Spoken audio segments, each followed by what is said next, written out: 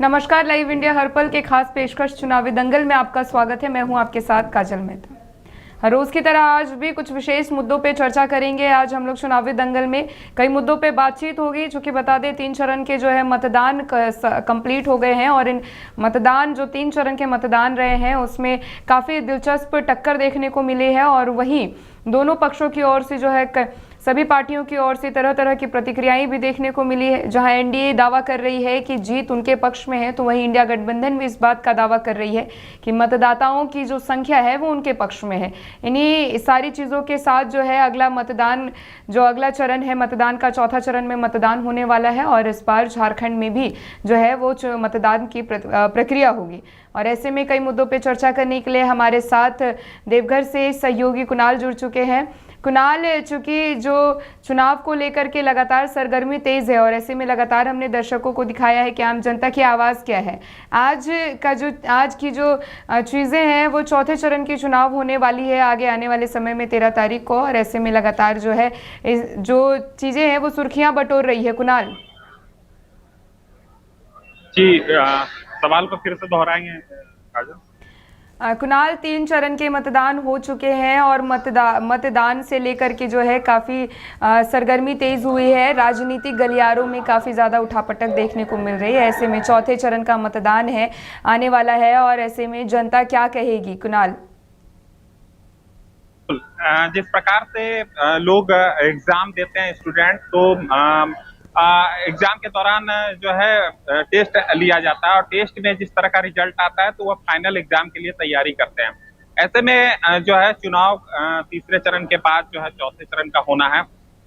जो जिस प्रकार से वोटिंग परसेंटेज है, जिस प्रकार से वोटिंग परसेंटेज देखा गया, उसमें चुनाव आयोग तो रेस हुई। आज ही हम लोग लाइव इंडिया हर पल पे जो खबरें करने के लिए पहुंचे थे, वहां पर देखा कि चुनाव आयोग की ओर से जो है स्कूली बच्चे को जागरूकता के लिए जो है भ्रमण कराया जा रहा था। कई ऐसे कार्यक्रम कराए जा रहे थे जिसमें मतदाता को एक्टिव कराया जाए। इसके साथ ही अगर हम सत्ताधारी पार्टी की बात कर लें या महागठबंधन की बात कर लें, तो जिस प्रकार से चुनाव का परसेंटेज आ रहा है उस प्रकार से अपने जो चुनावी जो प्रचार है उसको तेज कर दिया है।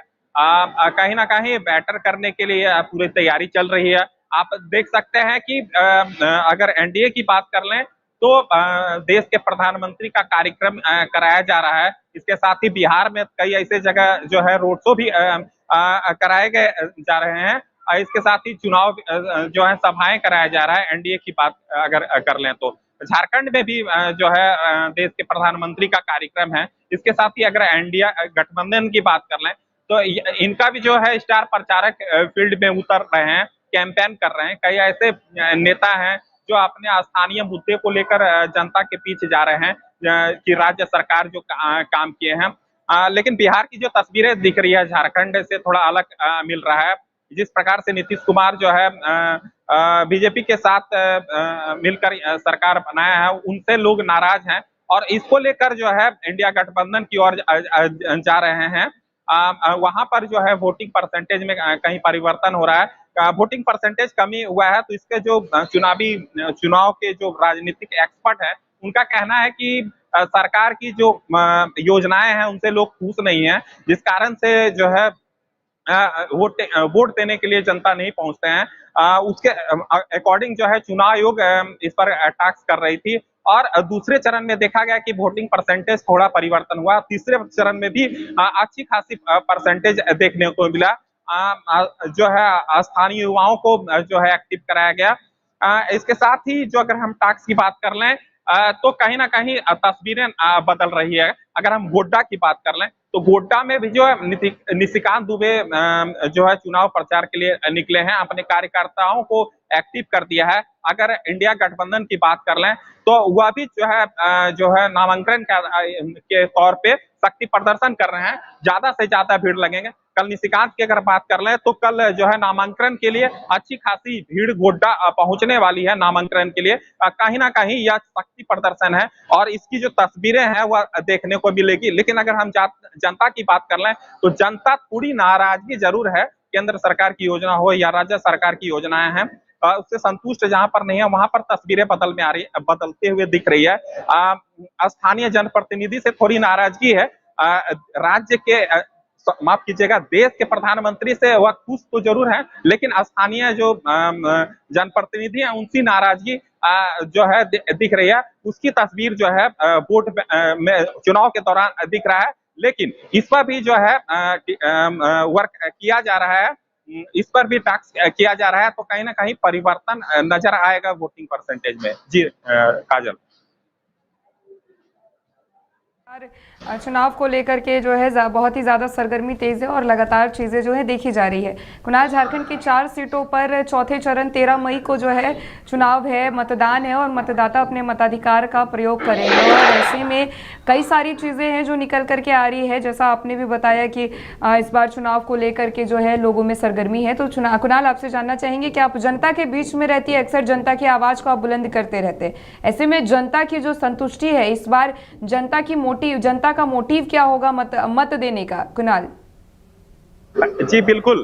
काजल, आपको हम बता दें कि केंद्र में जो वरीय नेताएं हैं वह जो है हम लोगों के खबर पर संज्ञान लेते हैं। आप जो है लाइव इंडिया हर पल में दुमका लोकसभा पे हम लोगों ने खबर किया था कि सुनील सोरेन वहां पर जो है विकास कार्य नहीं किए हैं, पब्लिक के बीच नहीं पहुंचे हैं। तो वहां पर देखे होंगे कि जो है तस्वीरें बदली और सीता सोरेन पर भरोसा जो है भाजपा किया और वहां से जो है सीता सोरेन को खड़ा किया।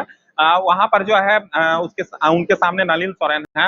लेकिन दुमका की भी राजनीति जो है गर्मा गई है। भले ही शिबू सोरेन की बहू है, तो कहीं ना कहीं जो है दिलचस्पी जो है देखने को मिल रही है। उसको तरह तरह की चीजें परोसे जा रहे हैं। लेकिन जिस प्रकार से हम लोगों ने जनता का खबरों को हम लोग जो है लोगों के बीच रखने का काम करते हैं, उसकी जो है वानगी देखने को मिलती है। अपने प्रत्याशी को बदल दे रहे हैं। अगर हम गोड्डा की बात कर लें तो गोड्डा में भी जो है महागठबंधन जो है अपने प्रत्याशी को बदल दिए हैं। प्रदीप यादव पर भरोसा किया है।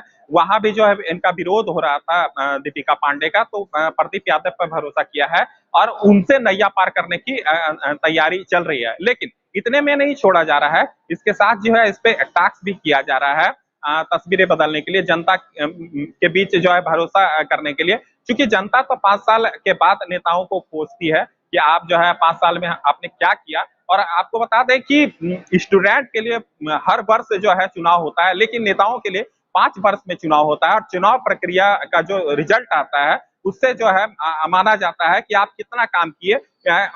जैसे स्टूडेंट को पढ़ाई का रिजल्ट देखकर किया जाता है, लेकिन जनप्रतिनिधि को जो है रिजल्ट, चुनाव का रिजल्ट, जनता का भरोसा का रिजल्ट देखकर कामकाज को देखा जाता है। अगर हम गोड्डा की बात कर लें तो गोड्डा में भी तस्वीरें कुछ ऐसा ही दिख रहा है। निशिकांत दुबे से जो जहां पर नाराजगी है वहां पर जो है इंडिया गठबंधन की ओर जा रहे हैं। जहां पर दुमका की बात कर ले तो दुमका नलिन सोरेन की ओर जो है नाराजगी है वह सीता सोरेन की ओर आ रही है। अगर हम बात कर लें चौथे चरण के चुनाव का, तो वहां भी जो है तस्वीरें कुछ जो है अफरा तफरी का दिख रहा है जरूर, लेकिन उस पर भी टास्क किया जा रहा है, उस पर भी कामकाज किया जा रहा है। जनता का भरोसा जीतने के लिए नेता अपना कैंपेन कर रहे हैं, कई ऐसे रोड शो कर रहे हैं, कार्यकर्ता को भेज रहे हैं और उनको जो है अपने पाले में लेने के लिए जो है तमाम नेता लगे हुए हैं। और वह उम्मीद जो है कहीं ना कहीं जनता तो चुनाव को समझती ही है, तो वह अपने मताधिकार का प्रयोग सोच समझ के करेंगे। लेकिन नेता जो है अपने पक्ष में लेने के लिए उस पर टास्क कर रही है। तस्वीरें उसकी भी देखने को आपको काजल मिलेगी। जी काजल।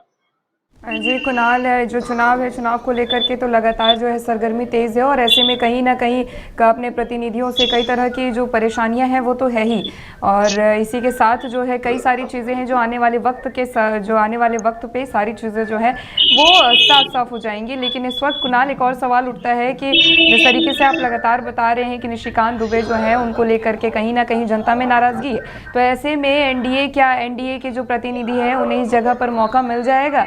यहाँ से जो है गोड्डा की बात करें अगर, तो यहाँ से क्या एनडीए के प्रत्याशियों का पलड़ा भारी होगा? कुणाल जी बिल्कुल। जनता के बीच हम लोग जब जाते हैं तो उनका कहना है कि एक नारा है जो है वह नारा यह है जनता का कि केंद्र में मोदी है जरूरी, निशिकांत है हम लोगों की मजबूरी। तो निशिकांत दुबे जी केंद्र में जो इस प्रकार से केंद्र सरकार यहाँ पर काम की है, रेलवे हो या हवाई जहाज, हवाई मार्ग हो, हवाई अड्डा की बात कर लें या अडानी की बात कर लें, तो इस पर काम किए हैं।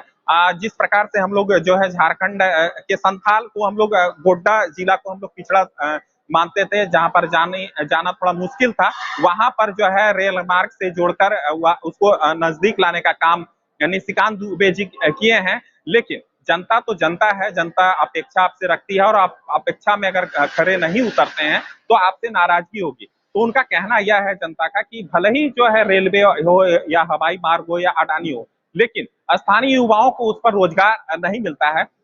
हमने भी इस सवाल को लेना चाहा, निशिकांत जी से हमारी मुलाकात तो जरूर नहीं हो पाई, लेकिन उनके कार्यकर्ता से जब हमने बात किया तो उनका कहना था कि रोजगार तो मिला है, लेकिन रोजगार कितना मिला यह भी हमारा सवाल था। तो उनका कहना था 1 से 2% लोगों को रोजगार मिला है, लेकिन उस रोजगार को, स्थानीय युवाओं को रोजगार तो चाहिए ही, क्योंकि मेन मुद्दा आप कहीं भी जाइएगा तो रोजगार सबसे बड़ा मुद्दा होता है।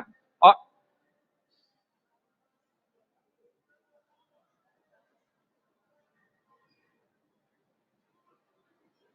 मोदी लहर के कारण ही जीतने के आसार है। जिस तरीके से निशिकांत दुबे की अगर हम बात करें तो आपने बताया जनता के बीच में इस तरीके की उनकी तस्वीरें हैं, इस तरीके का उनका जो छवि है, तो ऐसे में मोदी लहर में निशिकांत दुबे को मौका मिल सकता है। लेकिन यहाँ पे मुझे ये पूछना था आपसे कि क्या इंडिया गठबंधन का यहाँ पे जो इंडिया गठबंधन यहाँ पे अपना अस्तित्व बना पाएगी, अपना वर्चस्व बना पाएगी, चूंकि लगातार जो है कई तरह की चीज़ें सामने आई और ये जो सीट है, इस सीट पे कई तरह की चीज़ें जो है देखने को मिली हम लोगों को, तो ऐसे में इंडिया गठबंधन यहां पे अपना वर्चस्व बना पाएगी? कुणाल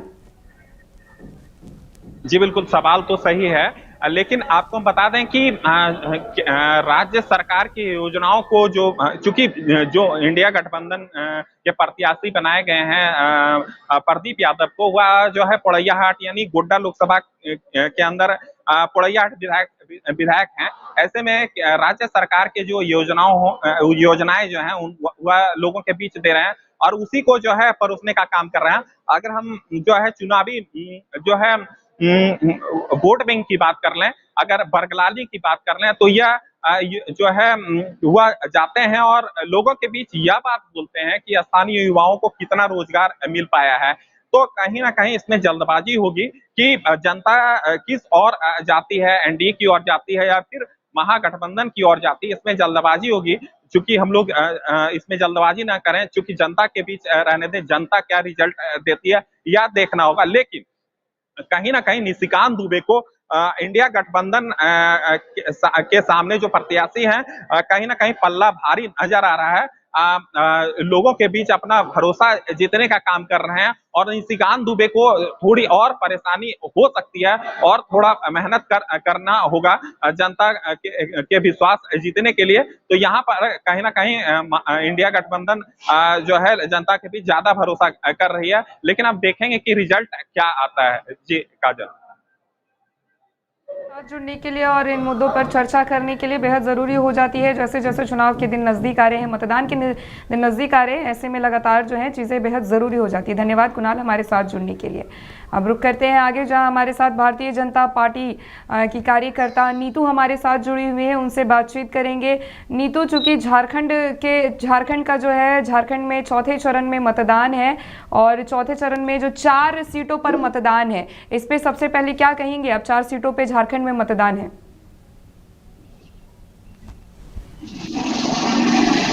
जी मैम, कल नॉमिनेशन भी है और मतदान है। चौथे चरण का मतदान सबसे लास्ट में है और जी मैम, कल नॉमिनेशन भी है और जनता को मतदान है। चौथे चरण का मतदान सबसे लास्ट में है। स्वतंत्रता के साथ वोट करेंगे और जनता पक्ष जहाँ तक की गोड्डा लोकसभा की बात है, अगर हम अडानी की बात करें तो झारखंड में पहली बार इतना बड़ा इतिहास रचने वाले निशिकांत दुबे जी के बारे में इस तरह की बात हो रही है। सरकार की ही योजना थी तो पर लाने वाले तो निशिकांत दुबे ही थे ना। इतने डेवलपमेंट जो किए हैं गोड्डा में, एयरपोर्ट को लेके, एम्स को लेकर, सड़क को लेकर, रेलवे को लेकर इतना बड़ी प्रोग्रेसिव करने के बाद भी अगर बोले कि युवाओं को रोजगार नहीं मिला, अगर कंपनी का भी तो एक नियम होता है ना, उसके तहत अगर वो एजुकेटेड नहीं है तो कंपनी वो डायरेक्ट तो नहीं लेगी। पर जैसे जैसे लेबर क्लास का है या आईटी किए हुए हैं उन सबको तो ले ही रही है ना, रोजगार तो दे ही रही है ना। इतने इतने जमीन के इतने इतने दाम मिले, गांव गांव में इतने लोग धनी हो गए। जो जमीन मतलब उपज नहीं होती थी उसके एवज में करोड़ों करोड़ों रुपया गांव वाले को मिला। और उसके बाद भी अगर इस तरह की बातें हो रही तो ये सिर्फ बातें बनाना है, और आने वाला समय ही बताएगा कि कौन फिर इससे अच्छा और कौन कर सकता है, वो जनता तय करेगी। जनता को पता है कि वो यहाँ पर है कि जातिवाद लेकर अगर बोलेगा कि कुछ जातिवाद को विशेष टारगेट बनाकर कि हम अगर उसको लेकर हम जीत सकते हैं, तो ये बहुत ही तुच्छ सवाल है। ऐसा होता ही नहीं है, ज्यादा होता ही नहीं है। ये 10% हो सकता है, उससे ज्यादा नहीं हो सकता।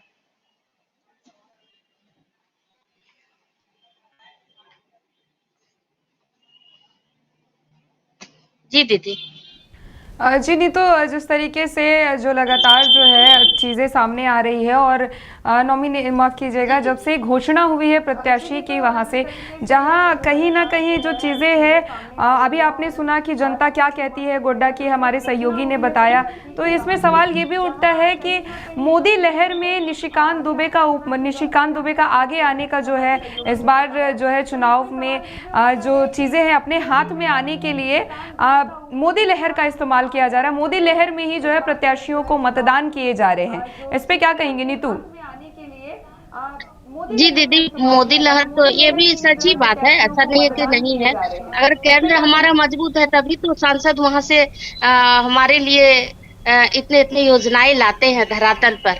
तो केंद्र तो हमारा स्ट्रांग है ही, मोदी जी तो स्ट्रांग है ही।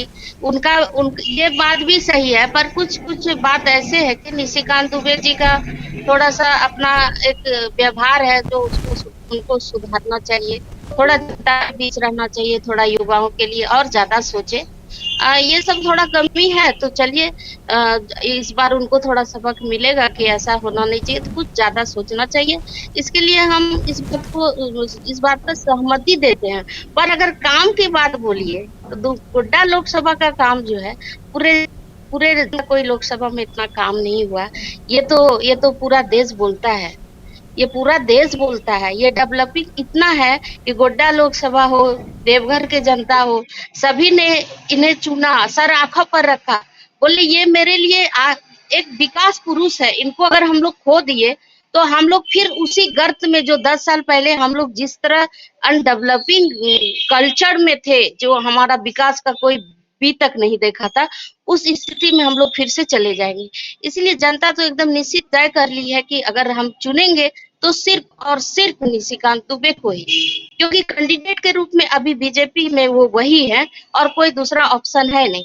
और ये लोग कुछ थोड़ा सा विशेष जातिवाद लेकर इधर उधर उकसाना, उल्टा सीधा बोलना, डिमोरलाइज करना, सबको भटकाना, पथ भ्रमित करना, ये सब एक मोटो बनाकर जनता को, पब्लिक को बुद्धू बनाने का काम कर रही है। लेकिन इनको पता नहीं है कि जनता आपसे ज्यादा होशियार है, सभी समझता है। हाँ, कुछ विशेष वर्ग है जो इसको सपोर्ट करेगा, क्योंकि वो लोग नहीं चाहता है कि बीजेपी आए, क्योंकि बीजेपी से उनको डर लगता है। और क्यों डर लगता है तो बखूबी सभी जानते हैं, पूरे देश जानते हैं, पूरे विश्व जानते हैं। इसलिए वो सब इसको सपोर्ट करेंगे। और जब भी ये सत्ता में आते हैं, कुछ आप देखिएगा कि जैसे आप विधायक भी रहे हैं तो आप कुछ विशेष अपने ही जाति के लोगों में काम दिलवाए हैं, नौकरी दिलवाए हैं, उन्हीं लोग को पूंजीपति बनाए हैं। अभी देखिए कि जैसे कि अभी आपका आलमगीर आलम है, उसके नौकर के पास 35 करोड़ रुपया है। आप समझ सकते हैं कि किस तरह झारखंड में लूट मचा है, किस तरह से चारों तरफ से भ्रष्टाचार फैला है। एक नौकर के पास, एक मंत्री के नौकर के पास 35 करोड़ रुपया है, तो आप समझ सकते हैं उन मंत्री के पास कितना पैसा हो सकता है। इन लोग ने क्या किया, झारखंड को लूट कर, बर्बाद कर कर आज झारखंड को बदनाम कर दिया पूरे देश में। ऐसी सत्ता और ऐसी राजनीति कभी किसी ने नहीं देखी थी, आना कभी देख पाएगी। जी दीदी।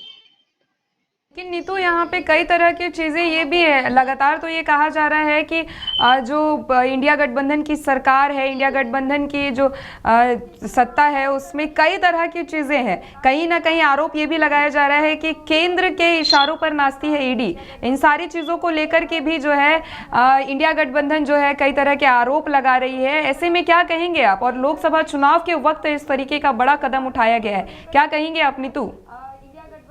बिल्कुल, हम ये बोलते हैं कि ईडी एक सरकारी प्रक्रिया है, किसी की पॉकेट की रुमाल नहीं है। जो केंद्र सरकार चाहेगी या राज्य सरकार चाहेगी या कोई भी चाहने से किसी का कि ईडी उस पे अंगुली पे नाचने वाली चीज नहीं होती है। आप तो समझ सकते कि इस प्रक्रिया में किस तरह से अगर ऐसा है नहीं है, अगर हमारा बीजेपी का भी नेता है और इस तरह का काम करेगा तो क्या ईडी इसको छोड़ देती है क्या? उसको दामाद बना लेती है? ऐसा थोड़ी ना होता है। सबके लिए ईडी बराबर है, ईडी तो प्रक्रिया है। जहां जिसको उसको शक लगता है, ऐसे इन्फॉर्मेशन आता है, इस तरह का दिखावा होता है, तो वो अपना ईडी अपना कार्रवाई करती है, बस उसी के तहत कार्रवाई हुई है। और तो ऐसा कुछ बात नहीं है। अगर बीजेपी की सरकार नहीं है यहाँ पर तो इसलिए इस तरह की बातें बोले जा रही। ऐसा थोड़ी कि बीजेपी अगर इस तरह करेगी तो उनको ईडी छोड़ देगी, माफ कर देगी। ईडी बोलेगी नहीं, ये तो बीजेपी की सरकार है। नहीं, कानूनी प्रक्रिया पे इस तरह अंगुली उठाना और इस तरह की बातें रखना, ये तो बिल्कुल सरासर गलत है। ये तो एक मूर्खतापूर्ण सवाल होती है। जो भी ये बोलते हैं कि ईडी किसी की पॉकेट की रुमाल नहीं है, ये तो गलत है। ऐसा बात बोलना नहीं चाहिए। बस अपने आप को देख लीजिए कि आप किस तरह से पथभ्रमित हैं, आप किस तरह से भ्रष्टाचारी हैं, आप किस तरह से लुटेरे हैं, आप किस तरह से हमारे प्राकृतिक संपदा को, हमारे इतने भोले वाले झारखंड वासी को, हमारे किस तरह से आपने लूट कर इस तरह तबाही मचा दी है। आपको शर्म आनी चाहिए। आप शर्मसार कर दिए पूरे झारखंड को। और इस तरह का ये सलाखों के पीछे इसका लास्टली यही सजा होता है कि ये सलाखों के पीछे जाते हैं और फिर दाढ़ी बढ़ा के बाबा जी बन के वो फिर एक दूसरे ज्ञान लेके बाहर निकलते हैं। बस इनकी यही नियति है और नियत है। जी नीतू, धन्यवाद हमारे साथ जुड़ने के लिए। और कई सारे मुद्दों पे हमने बातचीत की, क्योंकि ये तो आने वाला वक्त ही बताएगा कि चुनाव को लेकर के कैसा रुख होने वाला है, क्या होने वाला है।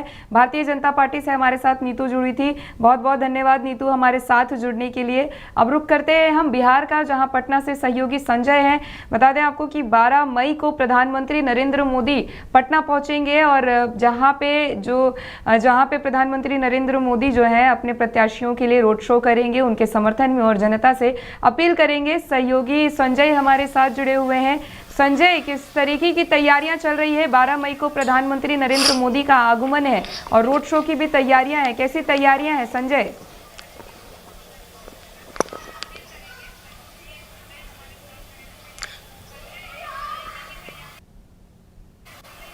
देखिए, पूरा पटना काफी उत्साहित है और पटनावासी उस पल का इंतजार कर रहे हैं कि प्रधानमंत्री की एक झलक पाएं।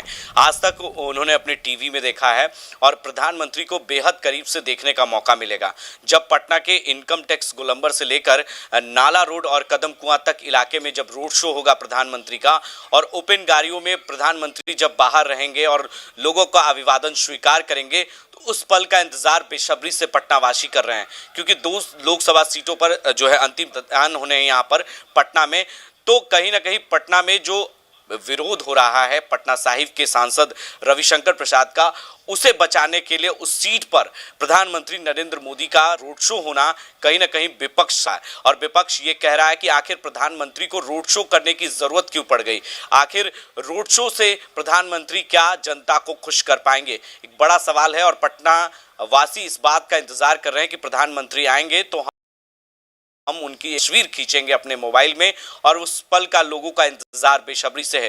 पूरा पटना जो है उत्साहित है इस बात को लेकर, और जगह जगह पर ढोल नगारे और जगह जगह पर फूल की वर्षा होगी प्रधानमंत्री को लेकर। उनके कार्यकर्ता भी काफी उत्साहित हैं, उन्हें देखने को बेहद करीब से मिलेगा। क्योंकि बिहार तो वो कई बार आ चुके हैं, पटना कई बार आ चुके हैं, लेकिन इस बार जो है वो चुनावी सभा करने के लिए आ रहे हैं, चुनावी रैली, चुनावी रोड शो करने के लिए आ रहे हैं।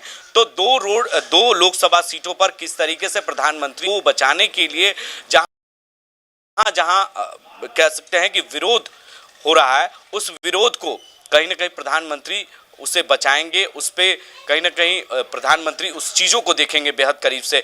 तो लोगों से मिलने के लिए, लोगों की एक जानने के लिए प्रधानमंत्री आ रहे हैं और अगले दिन प्रधानमंत्री का बिहार के जो है वैशाली और हाजीपुर और मुजफ्फरपुर में सभाएं हैं, उस सभा को भी संबोधित करेंगे।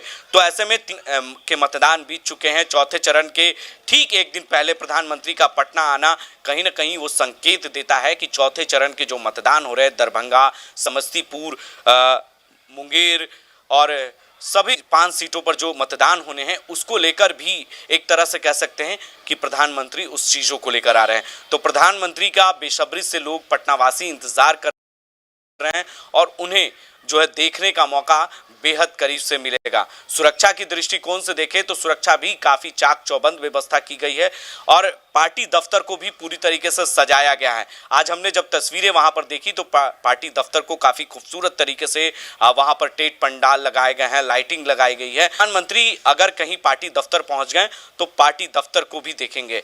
तो ऐसा मौका चुनाव के वक्त ही आता है। प्रधानमंत्री शताब्दी समारोह में भी आए थे, लेकिन पटना आने का उन्हें दोबारा कई बार मौका मिला है, लेकिन प्रधानमंत्री को लेकर लोग काफ़ी उत्साहित हैं और इस वजह से आ रहे हैं कि कहीं ना कहीं पटना साहिब के सीट पर लगातार सांसद का विरोध हो रहा था। उस सांसद का विरोध होने की वजह से प्रधानमंत्री को पटना में रोड शो करना पड़ा है और यही वजह है कि प्रधानमंत्री चीज़ों को, अपने सीटों को बचाने के लिए, जो उनके सांसद हैं उन्हें जिताने के लिए, ये एक तरह से कह सकते हैं कि इसी वजह से वो आ रहे हैं और उन्हें रोड शो करना पड़ रहा है। जी भी किया गया और पूरी तैयारियां जो है वो जोरों से भारतीय जनता पार्टी की ओर से किया जा रहा है। कहा जा रहा है भीड़ काफी ज्यादा होगी। ऐसे में संजय, सुरक्षा के मद्देनजर क्या कुछ तैयारियां की गई है?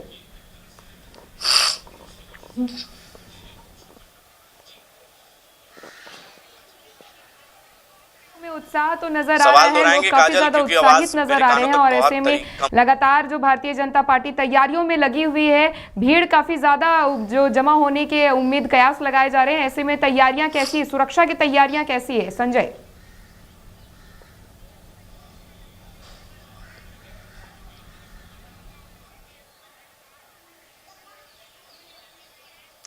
देखिए, लाख से ऊपर भीड़ हो सकता है, लाखों लाख भीड़ आएंगे, क्योंकि पटना में रोड शो पहली बार हो रहा है। अगर बात करें तो पटना में रोड शो आज तक किसी प्रधानमंत्री ने नहीं किया था। जो देश के प्रधानमंत्री नरेंद्र मोदी रोड शो कर रहे हैं पटना में, खास तौर पर पटना वासी इस बात का इंतजार कर रहे हैं और पूरे पटना काफ़ी उत्साहित है और जगह जगह पर ब्रिकेटिंग भी लगाए गए हैं और ब्रिकेटिंग के साथ साथ पूरे पटना को सजाया गया है उन इलाकों को जहां से प्रधानमंत्री गुजरेंगे और फूलों की वर्षा होगी और ढोल नगारों पर जो उनके कार्यकर्ता हैं वो खड़े होकर झूम सकते हैं किनारे में, क्योंकि सुरक्षा भी काफ़ी चाक चौबंद व्यवस्था रहेगी और जगह जगह पर जो ऊंचे स्थान है वहां से फोर्स की तैनाती होगी और वो नज़र बनाए रखेंगे। सीसीटीवी कैमरों से नज़र होगी। तमाम चीज़ों का ख्याल पर सुरक्षा के दृष्टिकोण से भी देखा जाएगा। जगह जगह पर पटना में पहले से सीसीटीवी है, लेकिन कुछ सीसीटीवी अधिकतम लगाई जाएगी और से एक्स्ट्रा में, क्योंकि उनकी सुरक्षा में चूक ना हो। याद होगा कि 2014 से जब प्रधानमंत्री पहली बार बनने से पहले हुंकार रैली पटना के गांधी मैदान में उन्होंने की थी और यही पटना के गांधी मैदान में बम ब्लास्ट हुआ था और उसके बाद बम ब्लास्ट में कई लोगों की जानें भी गई थी और पटना के कई इलाकों में जो गांधी मैदान में आए थे हुंकार रैली के लिए प्रधानमंत्री को, उस वक्त वो प्रत्याशी के तौर पर आए थे और जब वो प्रधानमंत्री बने थे तो उसके बाद भी कई बार आ चुके हैं। लेकिन कहीं ना कहीं प्रधानमंत्री का आना उन सीटों पर डैमेज को बचाने के लिए, जो डैमेज हो चुका है, जो उन्हें डैमेज जो चीज़ें हैं हो रही हैं, गड़बड़ियां हैं, उसे ठीक करने के लिए प्रधानमंत्री यहाँ। तो एक बड़ा फैक्टर है प्रधानमंत्री को आने से। विपक्ष पूरी तरीके से हमलावर है इसको लेकर और सुरक्षा भी चाक चौबंद की गई है कि एक परिंदा भी पर के लिए सोचेगा। संजय, तो तैयारियां तो काफी ज्यादा जोरों से नजर आ रही है, तैयारियां जो है काफी ज्यादा जोरों से चल रही है।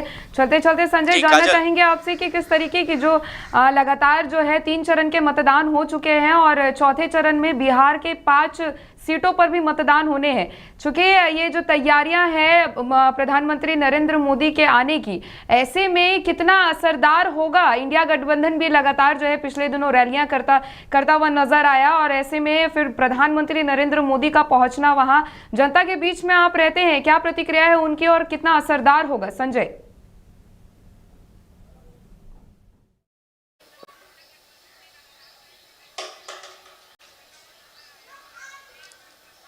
देखिए 3 चरणों में तो बीत गए काजल, लेकिन कहीं ना कहीं समीकरण जो है जातीय आधारित समीकरण पर देखा जाए तो जिस सीटों पर मतदान हुए हैं उन सीटों पर अलग अलग जातियों का वर्चस्व है। वहां पर कई जगह पर, अभी हाल की बात करें तो झंझारपुर में ब्राह्मणों का गढ़ है, उसके बाद सबसे अधिक संख्या यादवों की है, मुसलमानों की है और मलाह जातियों की है।